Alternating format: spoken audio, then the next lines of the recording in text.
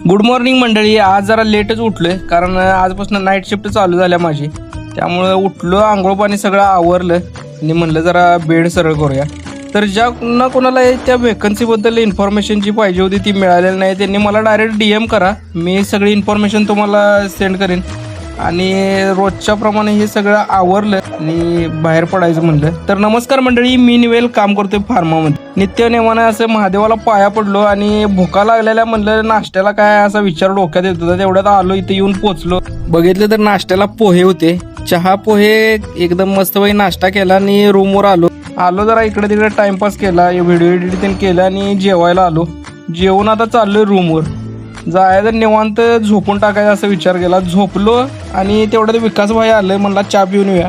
त्यामुळे दोघं जण आम्ही आलतो इथं नागेश्वरी टी स्टॉलला. चहा पिला आणि येऊन मी इथं जरा गार्डनमध्ये बसलेलो. परत रूमवर आलो आणि आवरलं सगळं. 8:30 वाजलेलं, त्यामुळे म्हणलं जेवून येऊया कारण 9:30 पावणे 10ला बाहेर पडायचं होतं. हे जेवणात मिक्स व्हेज सब्जी ते नव्हती. सगळं जेवलो आणि परत रूमवर आलो आणि ही रोजचा युनिफॉर्म घातला आणि आता चाललोय ऑफिसकडे. म्हणजे आता स्टॉपला जायचं. बस बघू कितीला येत्या. 10 10:30ला बस असत्या. त्यामुळे इथं येऊन पोचलो मी. 10:15 वाजले. बस तर काय अजून आली नव्हती. म्हणलं जरा वाट बघूया. तर आज पुष्पा भाऊ असणार आहे. व्हॉट्सअपला ग्रुपला टाकलेला देणे की कोण कोण आहे म्हणून.